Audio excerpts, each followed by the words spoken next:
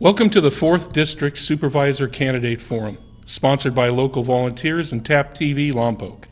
My name is Robert Cuthbert as moderator, and Arlene Lewis is here as timekeeper. In this election, June 5th, if one candidate receives more than 50% of the votes, they will win the election.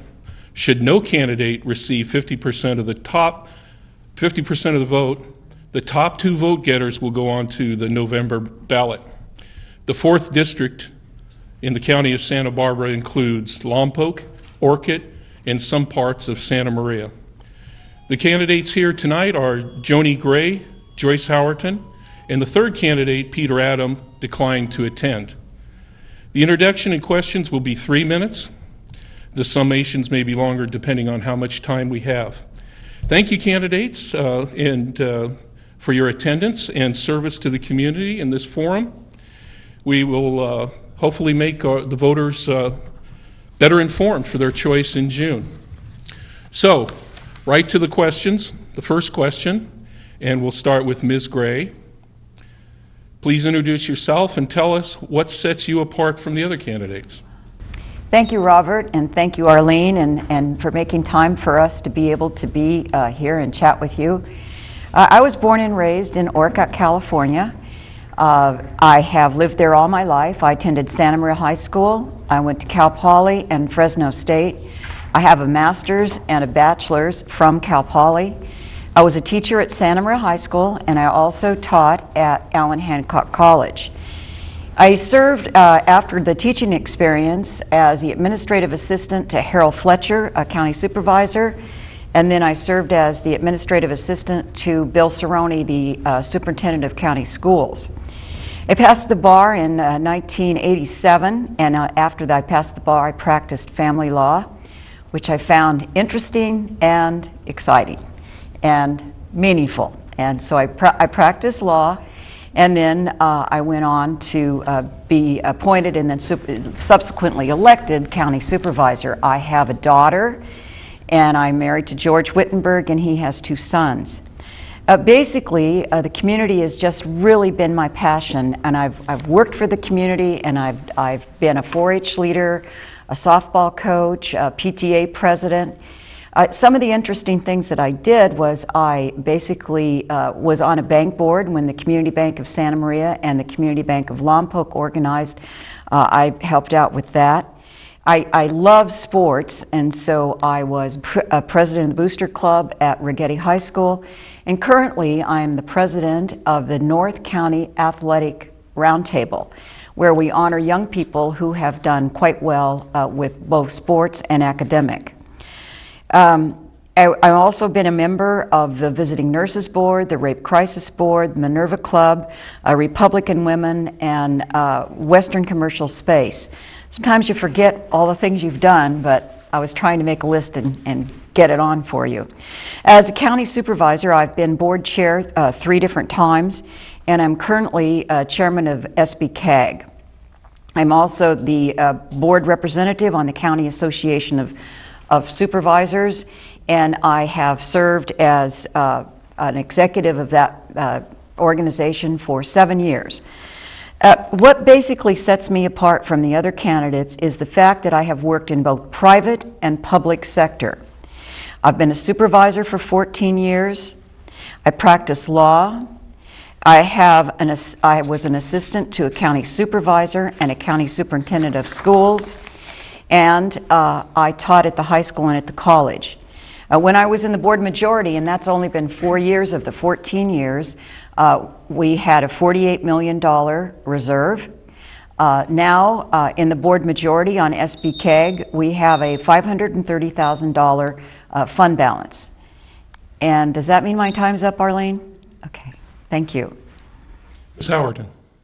Well, good evening, and first of all, I'd like to take this opportunity to thank the Democratic Club for giving us the opportunity to come down and talk to people in the community about ourselves and about why we're running for 4th District Supervisor. I currently serve as the Executive Director of the countywide organization, Santa Barbara County Action Network.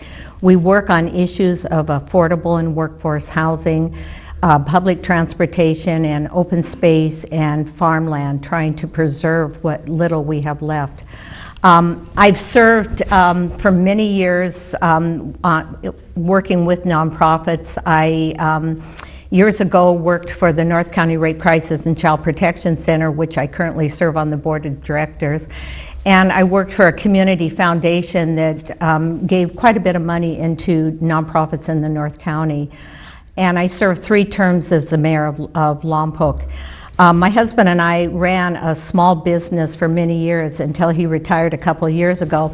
And so I feel like I have not only a well-rounded knowledge of the county, but I have a very working knowledge of all the different aspects of the county, because I've worked in each and every one of them. I've been very actively involved in issues that affect our community and our county for many, many years. I headed up the county split committee, the committee to oppose the county split, when a small group or a handful of people from Santa Maria attempted to do that, not once, but twice. And served on the committee to stop state water from coming into the Lompoc Valley. We were successful, and we saved this community millions and millions of dollars. So the issues I work on are issues that affect our community and the people in our community. And I don't just talk about issues, and I don't just show up for photo ops. I actually get actively involved and work on the issues. I like to see projects develop from beginning to end and to be a part of them. And I've made an effort to really commit myself to the issues that I think really make a difference to us now, today, and to future generations in our community. I like this area. I've lived here for over 50 years. I have raised my 3 sons here, and you know, we were involved in so many different aspects of the community, both with the children, the grandchildren, and my activities. And I'm just committed to being involved in our community. Thank you. The county is, along with the rest of the nation, facing severe declines in revenues for providing services here in the county and elsewhere. How should this be addressed? Ms. Howerton. Well, actually, our local economy, along with tax revenues generated, have been, in fact, starting to slowly improve over the past year. Sales tax is up, I think, something like 8%. Hotel tax are expected to increase by about 10%, and property tax about 2%. So things are starting to slowly get better. Now's the time for the county to really take a fine line approach to department spending. As the economy improves and things are better, you have some breathing room. And so you've got to really look at how each department is spending their money, and what they're spending it on, and is it necessary, and where you can make cuts. We also have to support the county, and the cities need to support existing businesses. You know, it's very difficult for people today to keep a business open. As a small business owner, I understood those challenges, and it is not easy. So please shop local businesses. But we also have to look at how we can bring in new businesses that will add to the tax base, and businesses that will improve our community, that will pay more than an $8 an hour job, because we have plenty of those. But we need to have businesses that pay enough money so that people can live and work in their community and not have to work 2 or 3 jobs to do it. Ms. Gray. Thank you very much. And I'm going to approach this question basically based on how we're going to generate revenue. I'll talk about cuts at a later time, but I want to talk about generating revenue, because it's an incredibly important aspect of what we need to do at the county. And the number one way that we need to generate revenue is to develop our oil reserves. It has been determined that the oil reserves in Santa Barbara County, northern Santa Barbara County, are in fact the greatest oil reserves in the whole United States. And so what we need to do is to encourage oil companies to come, to drill, and to provide jobs, and to pay at our tax base. I often talk about not drilling for oil as if it's like you have a gold mine in your backyard and you say, gee, you know, I better not go out there and pick up those rocks because it might disturb the rocks. We absolutely need to get into the oil business. The oil business also provides wonderful and great jobs. And it provides jobs that are right here, that you buy locally, you work locally, you buy services locally, and that is why I believe that we need to develop the oil business. In addition, this is a hotel destination area, and we should encourage hotels, and we should support local business. As we move into talking about hotels, I think that the theme should be mini destination. Like, let's come to Lompoc, let's come to Santa Maria Orcutt, stay at a hotel, play softball, have different kinds of activities where you can maybe give quilt shows or gun shows or book shows, art shows, the kinds of things where Middle America can come to Lompoc and Santa Maria, afford to stay, and be treated like they're guests in our wonderful climate. I also feel that the wine business is a gigantic boom, particularly in the Lompoc area. Wine businesses provide huge amounts of spending, and I don't just mean visiting the local wine bar or the tasting room. I'm talking about high-paying jobs for farm specialists, for people that are providing the services and the know-how that grow the fine wines that we can grow. We're also need to continue to support agriculture, and I think airport businesses particularly that circle around the Santa Maria airport, because it is a very large airport and very usable. So that would basically be my revenue generating ideas. Public safety, our first responders have suffered significant cutbacks in recent years here in the county. Should funding be restored, and if so, how? Ms. Gray. Thanks, Robert. That is one great question, because we absolutely, our job as county local government is to provide for public safety. And just last week, the Board of Supervisors made a tremendous step forward along those lines.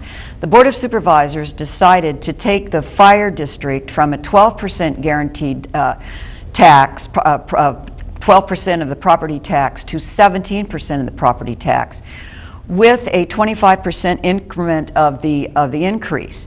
So now the fire district can say, we know how much money we have, we know how to budget, we know how to work within that dollar. And so that is one thing that we've done, and that is, I believe and felt very strongly about moving the fire district from just not knowing what they're going to get, from 12% to 17%. Furthermore, as far as public safety is concerned, we have Prop 172, which guarantees that public safety, that's the sheriff, district attorney, public defender, probation, that those folks or those departments receive the percentage of 172 sales tax, which is the one tax that is in fact increasing, and they can have a guaranteed bit of an income. However, it is necessary to absolutely review and be sure that the right person is in the right job and productivity, in fact, is working. We know it takes one police officer to run a car, and it's nice if you have two. We also know that it takes 4 firefighters to run a fire engine. But sometimes we find ourselves with much more support personnel than maybe we need. And by support personnel, I'm talking about evidence gatherers, I'm talking about administration, I'm talking about the kinds of things that maybe we could cut back on because of productivity and the ability to stretch that dollar and provide for public safety. Ms. Howerton. Well, I think funding should be restored to public safety and first responders. And as our local economy improves, we're going to have money that are going to be better able to do that. People deserve, our residents deserve to be safe in their homes, in their community, and in their schools. You know, I've gone on a number of ride-alongs with law enforcement, and I am amazed at what they do and how they do it and the issues that come forward and that they have to deal with. And I've also suited up and gone in and put out a fire with the fire department, and I can tell you that just the amount of equipment that they wear is just unbelievable, that they're able to go into a building and sometimes have to carry somebody out. So certainly we need to protect them as strongly as they protect us. But as our economy changes and as more money comes back into the county, we really need to also look at the whole issue of furloughs. You know, I have a real problem with the furlough program, because right now, as people are put on furloughs, the needs, the work doesn't go away. It just adds up, and then the people that are working have to do either more work or they get behind. And so we really need to look at the whole issue of furloughs and to do away with those as quickly as possible, because it's creating more problems for people within the department, not easing the burdens. Public employee pensions have come under criticism and greater scrutiny in recent years. Many have said that they are unsustainable in the current economy and face possible insolvencies. How should the county set policy regarding these retirement accounts and funds? Ms. Howerton. Well, you know, this issue gets talked about a lot, and people are, somehow pensions have become sort of the trigger for everything that's wrong in our society. But let me tell you who's breaking the bank. It's not the line workers, it's not the majority of the employees. The majority of the employees, when they retire, their pension is about $24,000 a year. You know, that's not a huge amount of money. But let's look at and for once talk about management, because that's where the money is. Do you know that an average manager for the county, when our manager, department head, when they retire, they'll make well over $100,000. I mean, why has that never been talked about? That's where we need to make some changes. We need to put a cap on how much money the top management can retire with, what their pension is.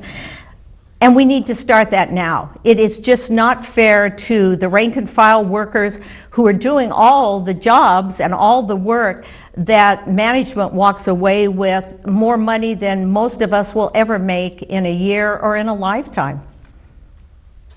Ms. Gray. Thank you, Robert. Let's talk a bit just about the structure of public pensions, because therein lies the problem and the reason that pensions have become unsustainable. To begin with, it's based on the number of years that you've worked and a percentage of your base pay.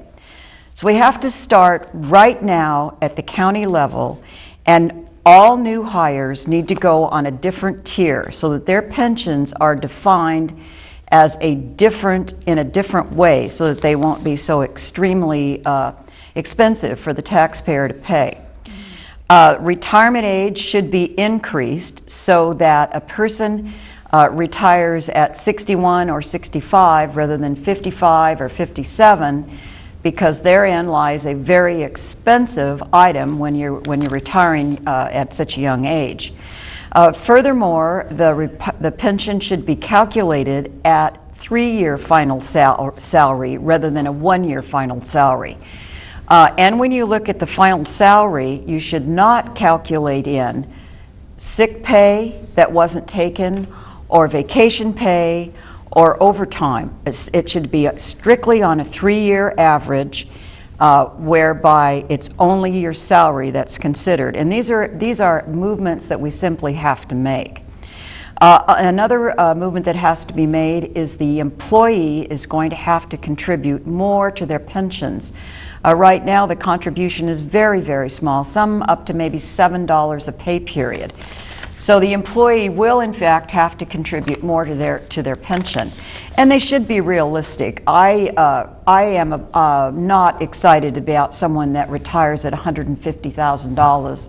I think that we need to seriously look at making, if a person is highly paid, assume you're district attorney and you're making $175,000 a year, You should not have a required retirement at that age, but you should use some of your money to set aside and do defined contribution. And I think we should also encourage the rest of our employees to enter into defined contribution and be responsible for their own pensions. We truly are finding that pensions are unsustainable. The Lompoc Housing Community Development Corporation, a nonprofit that used public monies to serve the homeless and create affordable housing, is now essentially bankrupt. Now under investigation in a forensic audit, amid continuing criticism, it is apparent that local and county government failed in its oversight. How should the investigations continue, and how can similar situations be avoided in the future? Ms. Gray. Thank you for that question, because there's many folks that are wondering what in fact is going on. First of all, people need to be aware that these kinds of corporations are basically governed by HUD and home and federal government kinds of regulations, which basically indicate that they have to be private and that they are not governed by the county or the city, but they have to be private and they have to be nonprofit and they have to be independent. During my 14 years on the Board of Supervisors, we had 13 different votes on the Lompoc Housing and Community Association, Corporation, excuse me.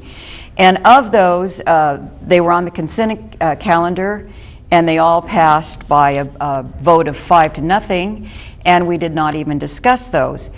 In hindsight, it certainly would have been maybe better to go ahead and discuss them more. However, we were operating on the community housing department's recommendations and followed their reports. They were also vetted and investigated by HUD and found that they passed the audit. Currently, as you indicated, the auditor is doing a forensic audit. And in order to have done that, and you might need to go to your HUD regulations if you want to check this, to have done that, they had to have the cooperation and the okay and the approval of Lompoc Community Housing. And so they have entered into that. The housing folks have provided their records so that the auditor could in fact do this audit. But you have to keep in mind that when you're entering into local housing kinds of issues, like that HUD is in fact the overseer, that they have to be kept separate from the public housing entities, and they have to be nonprofit. Just a bit of a statement about the Lompoc Community Housing folks. There were many outstanding Lompoc citizens on that board. They did a good job. They were folks that wanted to make certain that affordable housing was provided, and they also oversaw Marks and Bridge House. And what we found now is they were operating those, particularly Bridge House, for $70,000 a year and managing to take care and help those folks. And now that Good Samaritan is doing it, they're going to, it really takes right around $250,000. So good folks with good ideas. The housing market went upside down. How do you predict that kind of thing? I'm not certain it's predictable, but it's certainly being audited now, and I think the direction that we get from the auditor should in fact help the county understand how to oversee those particular developments better. Ms. Howerton. Wow. Well, this is the one issue where Joni and I are on totally different pages. First of all, because something's on a consent calendar doesn't mean anything. And what I found when I was on the city council is that if there's an issue on the consent calendar that you have a conflict with or a question about, you simply pull it off and discuss it. So let's talk about LHCDC. You know, this isn't a new problem. Back in the 90s, myself and another woman, a dear friend of Lompoc, Bess Christensen, asked the grand jury to look into this agency because of some of the concerns that we had and people in the community had raised. They did nothing. Later in the 90s, mid 90s, we again asked the grand jury if they would look at this organization, because there just seemed to be a lot of problems associated with it and with their projects. Again, nothing happened. And we were told because of the politics of the issue. Now think about that, the politics of the issue, that they would not look into it. We need to have policies in place that strongly protect taxpayers' dollars. HUD, some of the money may have come from HUD, but it was the county and the city's responsibility to oversee what those projects were doing. It was your and my money that was being spent on these projects, and we had a right as a community to know where that money was going to. This issue has been discussed in the Lompoc Valley for many years, and yet nobody involved with the organization, no one from the 4th District office ever bothered to look and say, what's the problem? Why is everybody in town talking about this? And part of the problem was that many of the meetings were happening in the 4th District office, and I'm not suggesting that they happened with Joni Gray, but they were happening in her office. And it wasn't until LHCDC started doing a free fall that somebody thought to say, gee, what's going on here? Is this inappropriate that a lot of this is coming out of the 4th District office? Is it inappropriate that the supervisor's law firm, which is made up of her and her husband, and I think one other person, was working for LHCDC? I don't have the answer to that, and sadly enough, the community doesn't have the answer to a lot of those questions. And the most important question is, where are all the millions of dollars that this agency got that has not been accounted for? And nobody seems to know. The county is trying to do a forensic audit. The city council has just agreed to do that.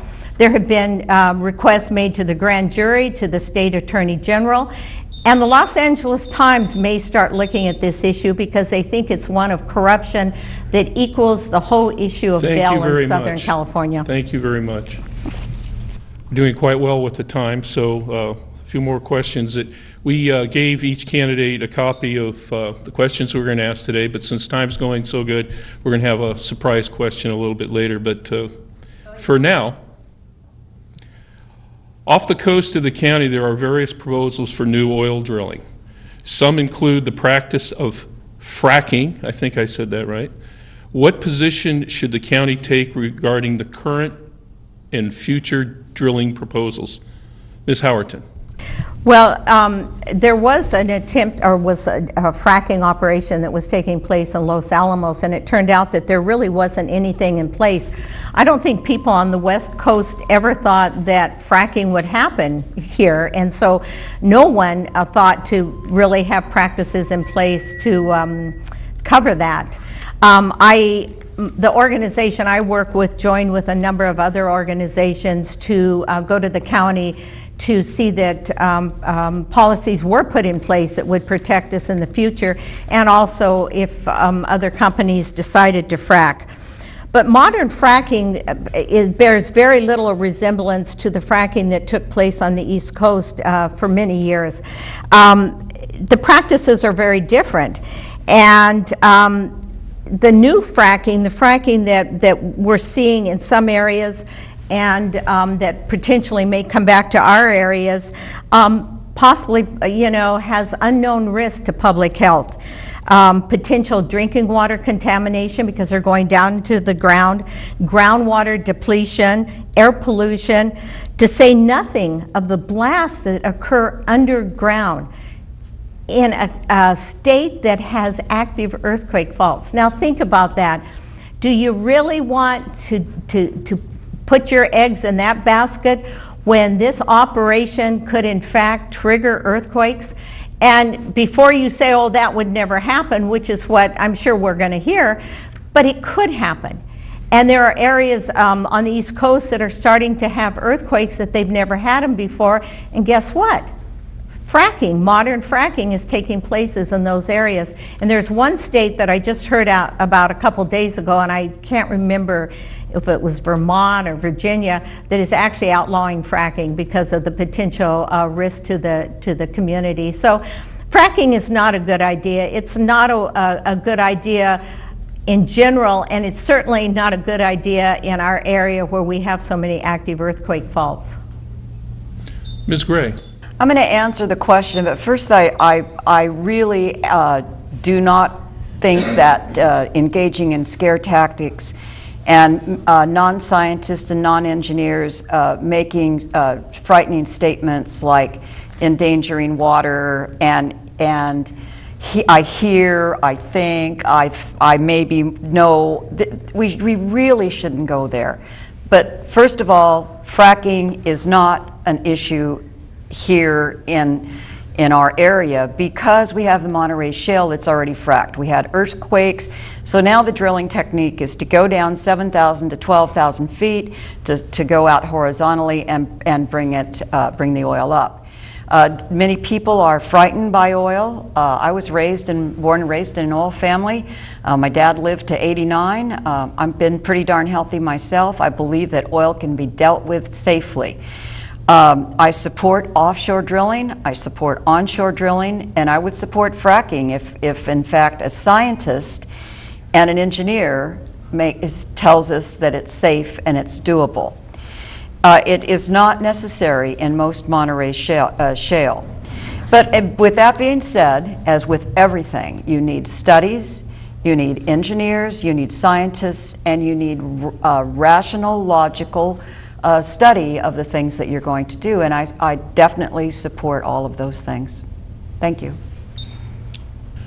Affordable housing paid for at the public's expense has come under criticism for apparent overspending as far as the money paid per units in the hundreds of thousands of dollars. And many believe that this is excessive. And if so, what can the county do to control these costs? Ms. Gray. Thank you. I sincerely believe that at this point in time that there's no reason whatsoever for the county to be involved in affordable housing. When the county was involved in affordable housing, it was because there was a huge shortage of housing and housing was very expensive. But now with the housing market being much more affordable, in fact, just let me give you an example. The Rice Ranch area had an affordable component of their development, and they have now asked to just simply donate instead of building because people do not want to buy homes with affordable housing on their deeds. And I think I think that Ms. Howerton's going to know a little bit more about this because she serves on a corporation called SURF, which is a nonprofit housing corporation that enters into different kinds of housing, and maybe she can explain that. It operates under HUD. I really have not studied that carefully, but I know that it's very similar to what LHCDC did, so she's more in the housing business than I am. Ms. Howerton. Well, there might be some problems with affordable housing providers, but I know the responsible housing providers like the Housing Authority of Santa Barbara County and the SURF development are currently working with the city and county and the state to really look at how to identify and quantify how to reduce costs without reducing the quality of the projects. You know, there are still people in our community who need affordable housing. That's not going away. But when we develop and when affordable housing is developed, it really needs to fit in with the community. It needs to fit in with the neighborhood. And so really the challenge is how to build these houses and provide housing for workforce, for our workforce, and have them be houses that any one of us would live in, that they're nice and that they fit within the neighborhood. And that's something that the organizations are doing. And I appreciate that Ms. Gray brought up that I serve on the SURF development, which I proudly serve. That's a housing provider that has nothing to do with LHCDC, is not like them in any way. We've never gone and defaulted. We've never misused or mismanaged money. We've never been investigated. Every single project that Surf Development has been involved in is a stellar project that has provided housing for people that have mental illness but want to live independently, that has provided housing, workforce housing, has provided housing for people in transition from the homeless so that they can actually live in a house with their family. These are great projects and ones that we're very lucky to have in our community and throughout Santa Barbara County. So we need to look at how to do it better and constantly improve. We need to support the providers like Surf Development and the Housing Authority of Santa Barbara County that are doing a really good job, and we need to look at and investigate housing organizations like LHCDC and find out where our millions of dollars went. Thank you. Agriculture is an economic leader here in the county of Santa Barbara. And for years, development is moving out, and we see this in Santa Maria and here in Lompoc, moving out into prime agricultural land. How or should we preserve ag land here in the county? Ms. Howerton. Well, thank you. Surprise question, because we didn't know this one was coming up, but the organization that I work with, that's one of the issues that we work on countywide. And last year we actually challenged the city of Lompoc because they were looking at moving on to prime farmland to the west of the city. We need to protect farmland. I mean, we can't grow houses. We've got houses, but we need farmland because we all want to eat. So we need to look at how to protect farmland, and we can do it in a number of ways. One of the organizations I serve on, the Ag Futures Alliance, developed about a year and a half ago a buffer policy for the county that we then presented to the county and said, do with it what you will, but it's a start. It's a way to really look at how we can protect farmland in the county. We also, and all of us, I mean the two of us sitting here and all of you that are watching this, really need to go to county planning commission meetings and city council meetings when they're talking about developing farmland and say, no, that's not what we want. We in the city of Lompoc have more than enough property to do infill so that we can meet our housing needs for the future without disturbing prime farmland. And so I will always be at those meetings speaking up for the farmers and for the farmland, and I hope that you'll join us there. Thank you. Ms. Gray. Thank you. My big love is agriculture. I was the president of California Women for Agriculture for 2 years. I was also on the state board for California Women for Agriculture. I received the County Farm Bureau's award for public servant. And I believe that agriculture is truly the key to our economy. We can't replace farmland. It's land that we need to keep vacant and the ability to farm it. One of the things that's happened and that we've encouraged, particularly at the county level, is the development of land that was basically marginal in the past. And the best way to encourage that is to encourage folks to go into the Williamson Act, to take that tax base benefit and keep land into farmland rather than into housing development. And then we need to encourage any housing to go into the part of the land that's just very undeveloped or unfarmable. We've done that in the Orchid area. I think one of the best examples is the Rice Ranch development. It was built, or it started and is building out, and it was never farmed. There was some grazing there.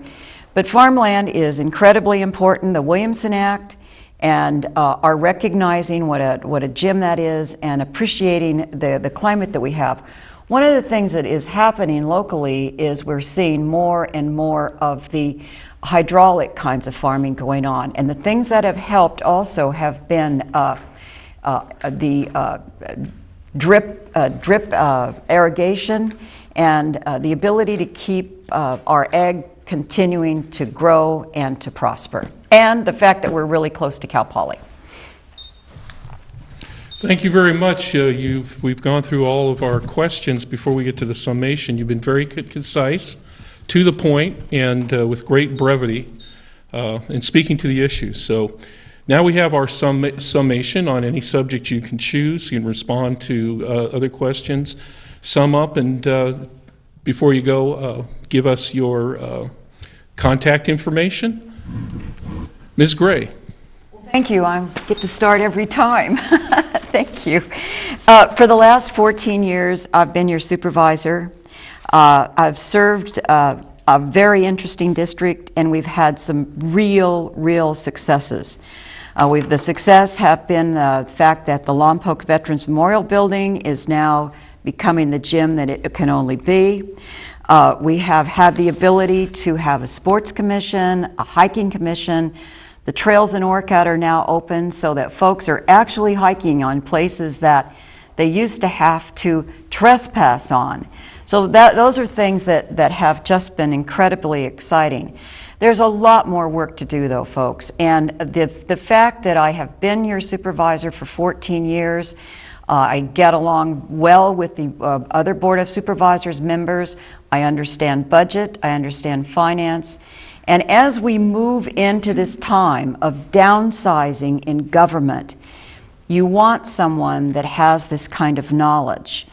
We not only want to cut services, we want to generate revenue and continue to live in the community that we are so accustomed to, with services, with examples of people that are successful, and with good things happening to us at all times, and they simply can. I found that the 4th District is one of those wonderful places that people get along well, and they like to work together. And they like to recognize the kind things that folks have done in that district. But one of the main things that I want to reemphasize is we do need a bit more help. It's great to be in the board majority. When I was in the board majority, we had a reserve of $48 million. We've got a fund balance at SBCAG of $530,000. And because I think that I have been successful, I am endorsed by all of the mayors, every mayor in North County. I am endorsed by Supervisor Lavanino. I'm endorsed by past Supervisor Joe Centeno, Mike Stoker, Brooks Firestone. I'm endorsed by Katja Asajian. And an interesting endorsement is Rich Gordon, who is Democratic head of the Budget Committee in Sacramento for the Assembly. I'm also endorsed by the president of Allen Hancock College Board of Trustees, B.J. Jones. And that is a good feeling. But I'm also endorsed by all you folks that have called and said, hey, Joni, we need help with something. How about coming and doing this with us? And we want you to do that. And we've done it together. And I think that we can always point, just continue to point to the Veterans Memorial Building, the Orcutt Library, the trails, and those kinds of things that have been accomplished. We've got to do that now and still manage to do the government downsizing that's coming our way. Thank you. Ms. Howerton. Well, again, I'd like to thank you for this opportunity. You know, when I decided to run for supervisor, I did so because I think we need a change. I think we need a change for the 4th District. As I said earlier, when I get involved with issues, I work very hard at them, and I stay with them until they're finished. Oftentimes, they're not issues that are exciting or that generate a lot of interest, but they're important issues. And when I work at something, I work at it full time. When I'm elected supervisor, I'll be a full-time supervisor. I'll be working for the 4th District, and I'll be working with people in the 4th District. I'm very proud of the fact that I don't have endorsements from titles. I actually didn't even try to go after any. I just wanted to have the community members, the residents of the 4th District as supporters. And I've been very successful in that as, you know, as we gather our endorsements. These are ordinary people like me and like a lot of you that are watching, people that are just trying to you know, make a rent or a house payment, trying to take care of their families, trying to get along, and they need the county there to help them, to provide the services that they need. And I'll help do that. when I'm on the Board of Supervisors. You know, one of the projects that I was very involved in, and there was no opportunity to really talk about it, so I'll bring it up right now, is when we talked about oil earlier, I was involved in a project that we met for over a year with an oil company, PXP, to talk about how the oil company environmentalists could come up with a project that would be satisfactory to everybody, that would benefit our community and benefit our state, and everyone would sign off on. And after a year of meetings, we actually reached an agreement. We had all the environmental community on the Central Coast signed off on it. The oil companies signed off on it. It was a win-win for all of us. Now, people didn't hear about that. We didn't do a press conference. We didn't do a soundbite for it. We just got busy, rolled up our sleeves, and did the work that needed to be done to try to see if we could do something for our community. I'm sad to say that that project, while we had support here when it went to the state, it failed, but we haven't given up on it, and we're continuing to try to work it. But that's just an example of how we need to do business. You know, not everything is a show. A lot of things in government are tedious, mind-numbing, boring, but always, always important, because we're dealing with your taxpaying dollars and we're dealing with your future. So when I'm elected on the Board of Supervisors, I look forward to working with each and every one of you on the issues that affect us and our community, and I thank you for the opportunity. Thank you, candidates, for putting yourselves out there and your commitment to our community. Thank you so much for your participation in allowing our viewers to make an informed choice. This will be airing several times before Election Day, and we wish you good luck. I want to thank Arlene Lewis for her work bringing together the candidates and developing this forum. Thanks to Harry Kime for his valuable advice, and a special thank you to the volunteers and the staff here at TAP TV Lompoc.